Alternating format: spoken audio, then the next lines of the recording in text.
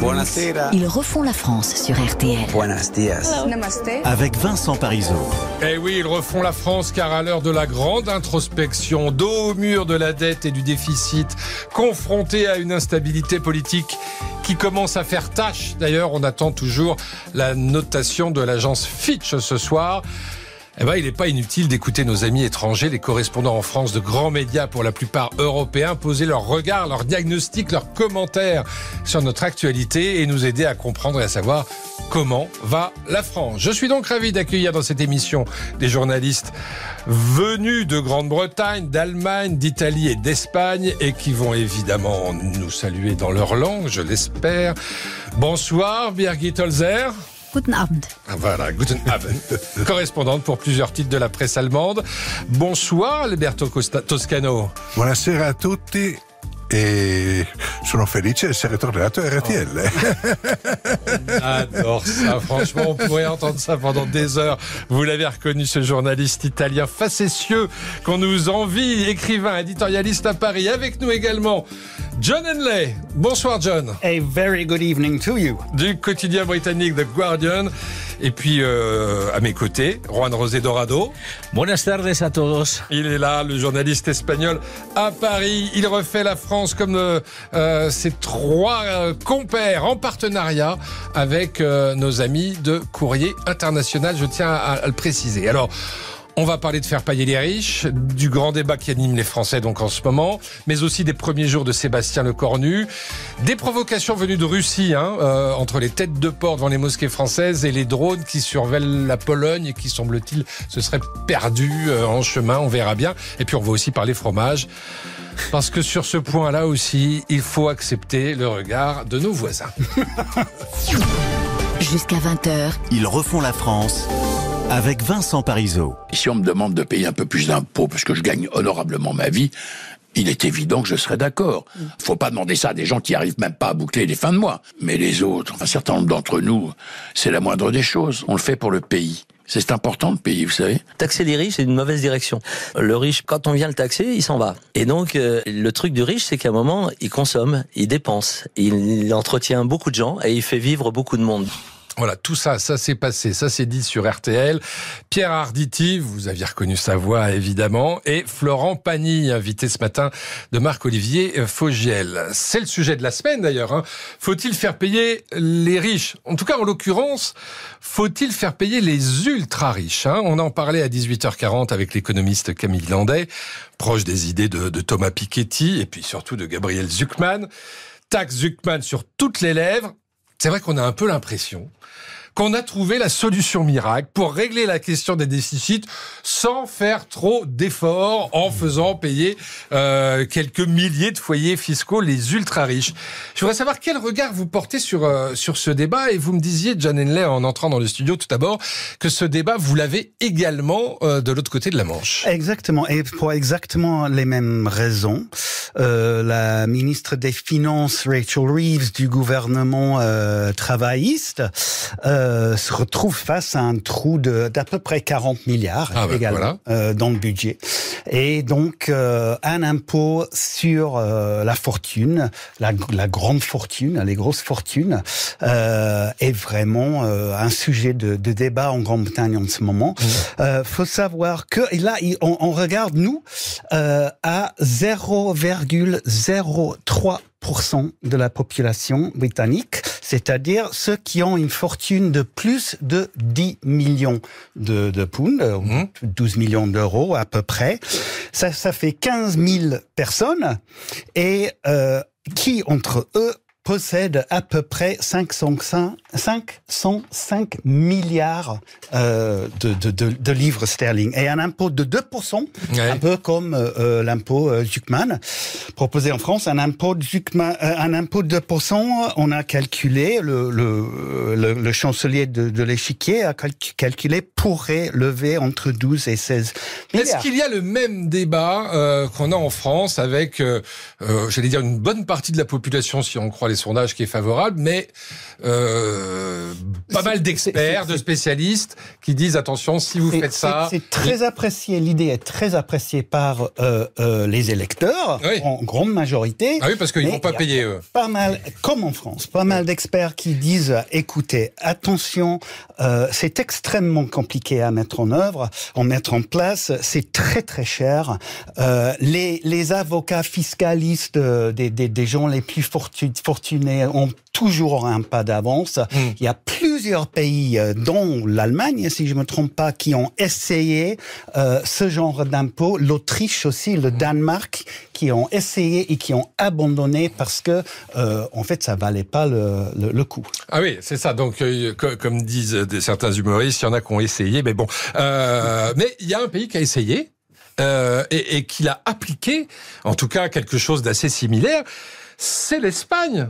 Donc là, on a besoin de votre éclairage, Juan Rosé. Et oui, l'Espagne a créé à partir de 2022 ce qu'on appelle l'impôt temporaire de solidarité. Et donc, on est allé imposer pas les ultra-riches, les riches. Oui. C'est-à-dire qu'en Espagne, tout patrimoine qui dépasse les 3 millions d'euros, pas les 12 ou les 15 millions, les 3 millions d'euros. Quand vous parlez de patrimoine, c'est immobilier, entreprise et... À partir, tout ce qui dépasse les 3 millions d'euros, c'est taxé. Ça va entre 1,7, si vous avez 4 millions d'euros des patrimoines, et si vous avez plus de 10 millions 6, à ce moment-là, vous êtes taxé à 3,5. Et donc, cette mesure a été reconduite encore cette année. L'Espagne attendait à peu près 1,5 milliard de revenus par cet impôt, et en fait, elle se retrouvait avec 750 millions. Pas grand-chose. Juste la moitié, c'est pas grand-chose. C'est presque... Par contre, c'est symbolique. C'est symbolique, mais... Il faut tenir compte quand même que l'Espagne, lors des crises énergétiques de ces dernières années, l'Espagne a taxé les profits exorbitants des banques, mais aussi des entreprises et sociétés d'énergie, qui ont aussi payé quelques milliards. C'est de là où l'argent est sorti. C'est les impôts sur les profits, aux ultra-profits des grandes sociétés. Et puisque vous avez justement cette expérience et un peu de recul, qu'en a-t-il été de l'exil fiscal? Parce que c'est un des arguments en général avancés. Si vous mettez ça en place, les riches vont partir. Les Espagnols ne partent pas. Parce que si vous partez en France, vous êtes mal foutus. Désolé. Les Espagnols ne partent pas. Donc, ils préfèrent à la limite partir en Andorre, où effectivement il y a quelques Espagnols qui sont allés en Andorre. Mais c'est vrai que nous n'avons pas le même problème qu'il existe en France, avec certains qui partent ou aux États-Unis ou en Belgique, qui est beaucoup plus près. Alors, on le disait, Birgit Holzer, il y en a qui ont essayé et qui ont eu des problèmes, comme disent ces humoristes. C'est le cas de l'Allemagne? Oui, alors effectivement, en fait, le taux le plus élevé en Allemagne, juste après la guerre et la récréation de la République fédérale, c'était à 95%. Ça n'a pas duré très longtemps. C'était énorme, du coup. Redonnez-nous ce chiffre, 95%. 95% en 49. Ça n'a pas duré longtemps. Voilà, l'Allemagne était vraiment... C'était vraiment la création, la reconstruction et la création de l'Allemagne fédérale. Oui, voilà. Et après, il est descendu à 56, 53, donc assez élevé quand même. Tout ça, ça a été revu par le chancelier social-démocrate, Gerhard Schröder, et c'est sous Angela Merkel que le taux a été réélevé à 45%, donc un peu comme en France. Alors de quoi on parle? 45% pour de personnes qui gagnent au moins 278 000 euros par an. C'est 4 millions d'Allemands quand même. Et il n'y a pas énormément de... Mais il n'y a pas eu de taxe sur les ultra-riches. Il n'y a pas aujourd'hui de débat sur le thème. Il y a 0,1 ou moins de 0,1%. Il y a plusieurs... si je me suis un petit peu renseigné, si je ne me trompe pas, vous me corrigerez, Pierre, mais je pense qu'un impôt sur la fortune a été proposé en Allemagne et qui a été jugé anticonstitutionnel par la Haute Cour en Allemagne. Mais du coup, ça n'a pas été... aux Pays-Bas. D'ailleurs, aux Pays-Bas, ça a été jugé, ça revenait à de la discrimination, en fait. Est-ce que vous avez le sentiment, alors je sais pas ce que vous en pensez, vous... Italien, Alberto Toscano, parce que c'est vrai que l'Italie fait aujourd'hui figure de bon élève. C'est assez incroyable quand on voit... J'allais dire d'où on vient ou d'où vous venez, mais aujourd'hui, on nous explique qu'on va finir par emprunter moins cher que les Italiens. Mais oui, bien sûr. Mais est-ce que ce débat, il a existé en Italie, de faire payer les très très riches? Le débat de faire payer les riches, évidemment, existait aussi en Italie. Il y a eu aussi le débat contraire, celui de baisser les impôts pour favoriser la croissance économique. Il y a eu un cas dans l'histoire récente de l'Italie, c'est à la fin des années 90, à l'époque d'un gouvernement de gauche, entre 96 et 98, quand le Premier ministre, président du Conseil, Romano Prodi, a décidé de prélever de façon autoritaire, c'était une décision du gouvernement, de l'argent de concurrents. Une partie d'argent a été transformée en bons du trésor de façon, je répète, obligatoire pour permettre... Mais des comptes courants de qui? De tous les Italiens, au-delà d'un certain niveau. Mais aussi, ça regardait aussi la classe moyenne. Et pour permettre au compte public italien d'être plus sain, pour permettre à l'Italie d'entrer dans la monnaie unique. Ça a été le cas d'école de l'histoire récente italienne. Le débat en Italie est, je répète, plutôt sur baisser les impôts que sur les augmenter. Mais en Italie, le nombre de personnes qui payent les impôts, des foyers fiscaux payant les impôts, est beaucoup supérieur par rapport à la France. Eh ben ça, c'est intéressant, c'est important de le souligner. Bon, je pense qu'on aura l'occasion de revenir sur cette taxe Zuckman, d'autant qu'on a quand même un peu l'impression que on s'abrite derrière ça. Comme ça évite de poser la question des efforts à faire budgétaires. On va marquer une courte pause et puis dans un instant ouvrir un autre dossier, le dossier Le Cornu. À tout de suite. RTL. Ils refont la France. Avec Vincent Parisot. On dit souvent qu'un SUV, c'est soit spacieux, soit stylé, soit fait pour la ville, soit pour l'aventure. Avec Opel, ne choisissez pas, prenez tout. Nouveau Frontera, Moka et Grandland. 3 nouveaux SUV Opel, 0 compromis. Et pendant le mois de SUV, Opel vous offre jusqu'à 6 000 € d'avantages clients. Alors n'attendez plus, rendez-vous en concession Opel. Portes ouvertes du 10 au 14 septembre. Offre à particulier valable pour toute reprise sur l'achat d'un nouveau Grandland GS hybride en stock jusqu'au 30 septembre dans le réseau participant. Détails sur opel.fr. Pensez à covoiturer. Dans un monde où les crises se multiplient, avec Géodis, ça passe ou ça passe. Alors que les chaînes d'approvisionnement se réinventent en permanence, grâce à ses solutions logistiques innovantes, Géodis s'assure que vos marchandises arrivent à bon port. Géodis, a better way to deliver. RTL. Il est 19h30. Ils refont la France sur RTL. Avec Vincent Parisot. Et Alban Le Prince qui est là pour nous rappeler l'essentiel de l'actualité. Après 2 jours de garde à vue, l'homme accusé d'avoir tué il y a 5 mois dans la Vienne Agathe, il est finalement reconnu des coups, mais nie avoir voulu la tuer. Âgé de 59 ans, cet ouvrier agricole a été mis en examen et placé en détention provisoire pour l'enlèvement et le meurtre de la joggeuse.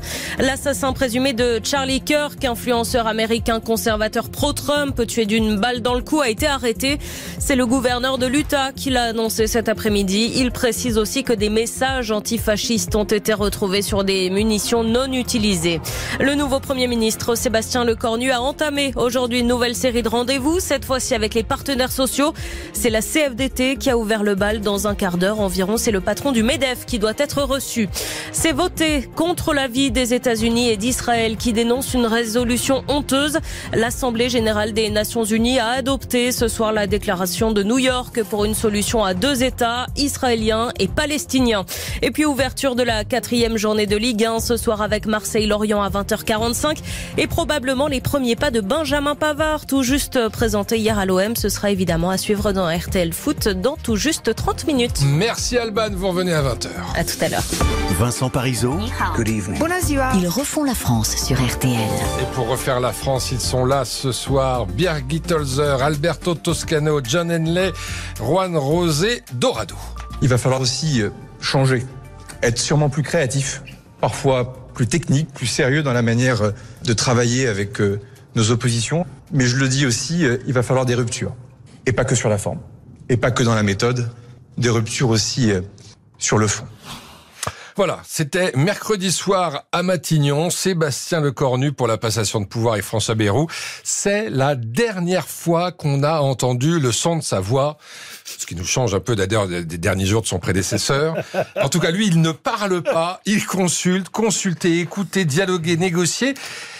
Est-ce que ça peut marcher quand on a une assemblée sans majorité ? Autrement dit, j'ai envie de savoir si, d'après vous, il fera mieux, justement, que ses deux prédécesseurs, Birgit Holzer. Alors, il le promet, mais c'est pas la première fois qu'on entend une rupture, je dois me réinventer, etc.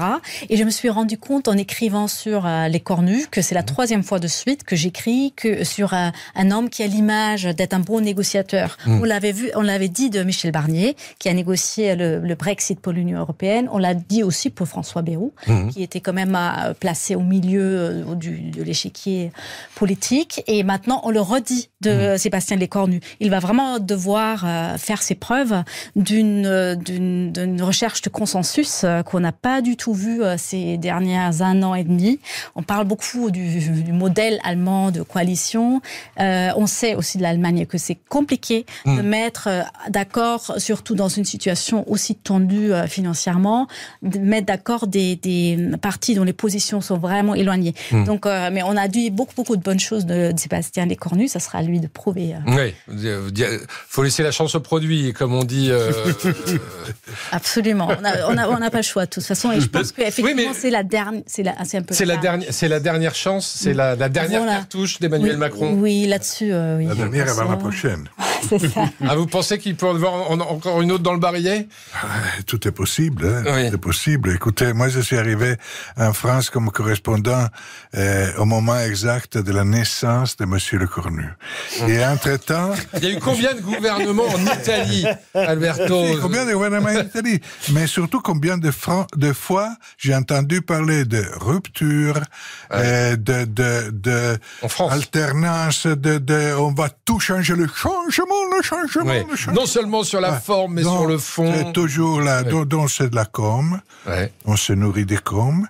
On arrête de se nourrir des com quand on est obligé de traiter les problèmes réels. On est obligé de traiter les problèmes réels en Allemagne, en Italie, en Espagne, quand il y a eu des élections, on doit former un gouvernement, les partis négocient entre eux pour avoir un programme de gouvernement. Ensuite, ils vont au Parlement et ils demandent la confiance. Ah mais ça, c'est le régime parlementaire. Si on ne demande pas la confiance, on devient Premier ministre pour la décision du roi. On devient Premier ministre. Ensuite, un an plus tard, on va au Parlement à demander la confiance qu'on n'a pas demandé quand on est entré en fonction sans avoir un programme. Oui, s'il vous plaît, effectivement, on marche sur la tête. Mais quand même, rappelons-nous, Alberto Toscano, que l'instabilité politique et parlementaire en Italie, vous avez quand même connu de longues années. Oui. Et alors, je n'ai pas dit que la France est le seul pays instable. L'Italie a plein de défauts. Et l'Italie a certainement la vie politique italienne a certainement plus de défauts que la vie politique française. Mais dans le cas spécifique, il s'est créé une situation d'instabilité qui est presque scientifique, parce qu'elle peut se résoudre seulement par des élections présidentielles. Il est impossible, parce que 1 an et demi des élections présidentielles, aucun parti fera des sacrifices pour arriver à un programme d'alliance avec d'autres partis, en sachant que d'ici quelques mois, il va payer le prix devant ses électeurs. Un programme implique des sacrifices, et on ne fait pas des sacrifices en sachant que la France est dans une spirale électorale continue jusqu'au présidentiel. Moi, je suis même pas sûr que des élections présidentielles résoudraient le problème. Écoutez, si par exemple Marine Le Pen, ou si elle a le droit de se présenter, ou Jordan Bardella gagne les présidentielles, je pense qu'il y a de très très fortes chances qu'il y aura un grand mouvement pour empêcher une majorité du RN à l'Assemblée. On va se retrouver avec ces 3 mêmes blocs. Tous les sondages le montrent. La seule issue de sortie, vraiment, c'est véritablement de négocier, comme a dit Alberto, de faire des concessions, d'arriver à des compromis. On est dans une nouvelle situation dans le paysage politique français. Il va falloir s'adapter. Mais négocier à 1 an et demi d'une élection présidentielle Je pense qu'il y a très peu de chances, effectivement, qu'il y aura de grandes choses qui va être accomplies dans ces 18 mois qui viennent. C'est une question de garder la tête, comment dire, de pas se noyer. Oui. La question est de savoir s'il va durer 18 mois, parce qu'il y a un budget à faire voter. Absolument. Il va falloir faire des progrès à minima, mais c'est possible si les hommes et les femmes politiques français se résignent à vraiment faire de véritables négociations. Bon, on n'en est pas là aujourd'hui, mais le fait qu'il ne parle pas, j'en reviens à ce que disait Alberto, c'est de la com. Il n'a pas parlé quand même depuis 2 jours. C'est à noter. Qu'est-ce que vous en dites de Juan José Dorado? Il vient de diriger la Grande Mouette, donc lui c'est le Grand Mouet, donc voilà, il va pas parler. Et c'est un problème parce qu'il manque de charisme par rapport aux Français, parce que à chaque fois qu'il parle, il nous emballe pas. Ça, c'est une réalité aussi. Et puis, vous l'avez signalé à l'instant, je ne sais pas s'il va durer plus que Monsieur Barnier, puisqu'il doit présenter un budget et il risque de se faire censurer lors de la présentation du budget qui va être fait à la mi-octobre. À la date d'aujourd'hui, il y a bien sûr encore des gouvernements. Donc c'est quand même assez compliqué. Je suis d'accord avec mes confrères sur le fait qu'aucun parti va faire des concessions quand on sait qu'en 2027, en 2026, il va y avoir des élections. Plus on va s'approcher, moins ça sera ça. Peut-être qu'il n'arrivera même pas à la fin de l'année. Et donc derrière, est-ce qu'il a à notre candidat non, à ce moment-là, peut-être que le président va se ressoudre à convoquer les élections que tout le monde demande. Eh bien, nous verrons bien. On aura l'occasion d'en reparler dans cette émission. Croyez-moi, mes amis. On va marquer une petite pause et puis dans un instant parler de la Russie, du harcèlement russe dans tous les domaines. À tout de suite sur RTL. RTL. Ils refont la France avec Vincent Parisot. Dans un monde où les crises se multiplient, avec Géodis, ça passe ou ça passe. Alors que les chaînes d'approvisionnement se réinventent en permanence, grâce à ses solutions logistiques innovantes, Géodis s'assure que vos marchandises arrivent à bon port. Géodis, a better way to deliver. Mais peut-on trouver des 3D Lays à moins 68% sur le 2e paquet? Ah, bah ça c'est une super promo à partager. Eh oui, c'est les 50 ans de U. Alors du 9 au 21 septembre, profitez de 68% de remise immédiate sur le 2e paquet de 3D Lays, soit 1,87€ les 2 paquets au lieu de 2,84€. Et avec cet achat, tentez de gagner 50 mois de course. Dans vos magasins U et sur Course U. Le paquet de 150 grammes, 6,23€ le kilo des 2. Offre valable pour un retrait jusqu'au 21 septembre. Conditions et règlements sur magasin-u.com. Pour votre santé, évitez de grignoter. Jusqu'à 20h. Ils refont la France sur RTL. Vincent Parisot. Oui. Et avant d'amener le plateau de fromage, on va ouvrir un dossier quand même assez inquiétant avec nos amis Juan José Dorado, journaliste espagnol à Paris, John Henley de The Guardian, quotidien britannique évidemment, Alberto Toscano, journaliste italien, écrivain, éditorialiste, et Birgit Holzer, correspondante à Paris pour plusieurs titres de la presse allemande. Donc la Russie à l'offensive, avec, on peut dire, la stratégie du harcèlement tous azimuts, des têtes de cochon devant les mosquées françaises aux drones soi-disant perdus dans le ciel polonais. Alors c'est peut-être un peu hasardeux de mettre sur le même plan des têtes de cochon et des drones, qui peuvent être quand même des armes destructrices, mais la question qu'on peut se poser, c'est celle de la stratégie de la Russie. Écoutez ce que disait ici même Constance Le Grip, elle est députée Renaissance et rapporteuse d'une mission parlementaire sur les ingérences russes. Depuis de nombreuses années maintenant, la plupart des grandes démocraties, parlons des démocraties européennes, parlons de la France, sont l'objet d'une guerre informationnelle, d'une guerre hybride, de manipulation, de désinformation, des opérations souvent orchestrées de manière très trompent nos concitoyens et altèrent complètement la sincérité du débat public et la sincérité du discours de nos médias. Voilà, je ne sais pas ce que vous en pensez, mais est-ce que vous avez dans vos pays respectifs le même genre d'affaires, de manipulation de l'information, mais aussi des opérations du type de celle de ces têtes de cochon. On se souvient également des étoiles de David ou des mains rouges. Il se passe des choses comme ça dans vos pays, en Grande-Bretagne? En Grande-Bretagne, il n'y a rien d'aussi concret. Que ça, c'est plutôt informatique. En Grande-Bretagne, on sait qu'il y a eu des tentatives russes d'influencer notamment le référendum sur le Brexit. Ça fait maintenant, il y a presque 10 ans, donc que ça dure. Sur les élections, on a connu d'ailleurs la même chose en France. Je vous regarde, oui, en Espagne. Enfin, en Espagne, dernièrement, on n'a pas ces soucis. C'est vrai que nous n'avons pas le poids qu'a la France, nous n'avons pas la voix qui porte la France, n'est pas la voix qui porte l'Espagne, n'est pas la même. Mais les ingérences russes en Espagne, elles sont historiques. La dernière ingérence russe importante, c'était en 2017, les élections pour la séparation de la Catalogne. Derrière ces élections, il y avait les Russes qui avaient appuyé le mouvement des séparatistes. Donc effectivement, l'Espagne aujourd'hui n'est pas touchée, mais c'est vrai que, vous le savez mieux que moi, il y a les médias russes qui se sont installés en Europe, qu'il a fallu interdire à un moment donné, mais c'est une longue histoire d'ingérence dans tous les pays, et surtout en France, c'est une réalité. Très bien, ouais, je pense qu'il y a une stratégie russe derrière tout ça, qui a 2 buts. Le premier but, c'est de tester. Ça, c'est le cas des drones. On va en parler dans un instant, justement. De tester, de voir les réactions, à quel point est-ce qu'on peut y aller, quelle sera la réaction. Deuxième but, c'est de diviser.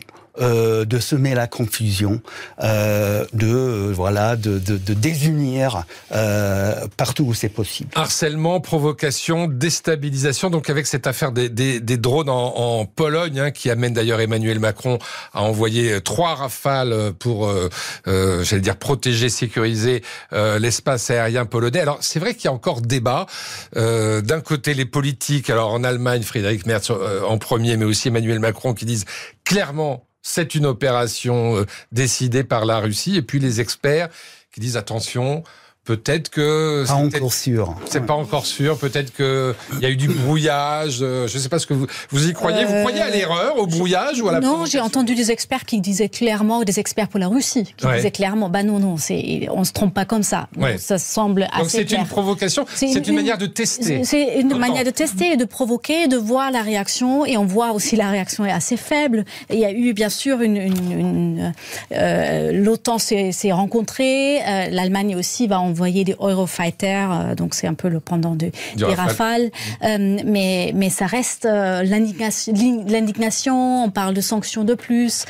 J'ai même entendu dire, et peut-être l'OTAN devrait atterrir à l'Ukraine, tellement l'Ukraine sait gérer ce genre d'attaque, alors que nous, on est toujours très surpris.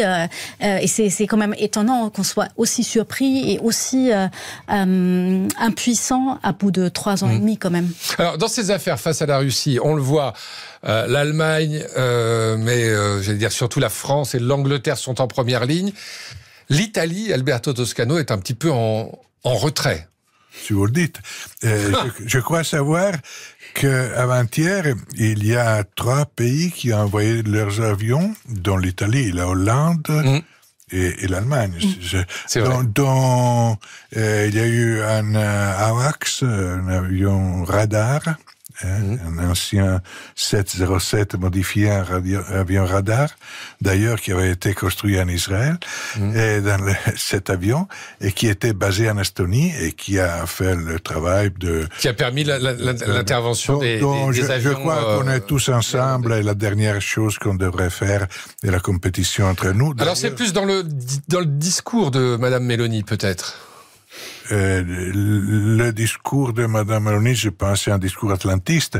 Le problème en Italie par rapport à tout ça est qu'il y a il y a 2 partis, un à la majorité et c'est la Ligue, et l'autre à l'opposition et c'est le mouvement 5 étoiles, qui sont carrément pro-russes. Donc, que même s'il y a une alternance, un changement de majorité, il y aura toujours un parti pro-russe, de façon pas hyper évidente, mais plutôt évidente, au pouvoir. Donc, c'est là, à la fois les responsables de la majorité et de l'opposition doivent avoir le sens de responsabilité de contrôler et de faire, je dis pas taire parce qu'on est une démocratie, mais d'empêcher à ces deux partis, la Ligue et les 5 étoiles, de nuire à la loyauté atlantiste de l'Italie qui existe quand même depuis quelques décennies. Mais c'est un débat qui aujourd'hui traverse l'Italie parce que il y a... Bien sûr, traverse l'Italie. Alors qu'on peut pas dire en France que la voix... Elle existe, la voix pro-russe, mais elle traverse pas vraiment les partis politiques, même si au Rassemblement national, ou voilà, de manière moins ouverte, je pense. En Allemagne, effectivement, on a aussi vraiment des porte-paroles du Kremlin, et je pense que tout ça, ça fait partie d'une sorte de guerre de communication. Cette guerre est hybride et elle a beaucoup de facettes. S'il y a un pays qui traîne les pieds, c'est l'Espagne, sans aucun doute. Déjà parce que l'Espagne, lors du dernier sommet de l'OTAN, a dit qu'elle n'allait pas aller au 100%, qu'elle allait rester au 2%, parce qu'au sein du gouvernement espagnol, il y a des ministres anti-atlantistes qui ne veulent pas envoyer ni d'armement, ni rien du tout là-bas. Et surtout, la dernière chose, rappelez aujourd'hui Mark Rutte, le secrétaire général de l'OTAN, qui a signalé, et notamment, nommément l'Espagne, disant, vous savez, les missiles qui est envoyé sur Pologne ne met que 5 minutes de plus pour arriver sur Madrid. Pour ça, en Espagne, on dit souvent, c'est très loin. Non, c'est à côté. Je vous coupe parce qu'il faut garder une petite place pour le fromage. À tout de suite. RTL. Ils refont la France. Avec Vincent Parisot. Jusqu'à 20h. Ils refont la France. Avec Vincent Parisot. Coulommiers et Poisse, Bleu d'Auvergne, Beaufort, Livaro, Reblochon. Abondance, monde. C'est un régal, un bijou. Cette chanson de François Morel où il égrène les noms des fromages français. Ajoutons pour lancer ce débat gastronomique d'actualité, puisque se tient à Tours ce week-end le Salon mondial du fromage. Cette célèbre formule du général de Gaulle qui nous renvoie à l'un de nos débats de ce soir. Comment voulez-vous diriger un pays où il existe 258 variétés de fromage? Alors ça, c'était son décompte. En fait, il y en a 1200. On a quelques minutes pour en parler ici parce que on dit que la France c'est le pays du fromage. Et évidemment, de toute façon, les Français sont tellement fiers d'eux-mêmes que ça revient régulièrement. Mais Italie, Espagne, Angleterre, Allemagne que vous représentez ici, ce sont aussi des pays du fromage. Il faudrait qu'on commence par vous, John. Est-ce que l'Angleterre, c'est le pays du fromage? Écoutez, nous, on n'a peut-être pas 1200, mais on a au moins 700. Tout le monde a entendu parler, je pense, du cheddar. Ouais. C'est le fromage le plus connu britannique. Il y a aussi le Stilton.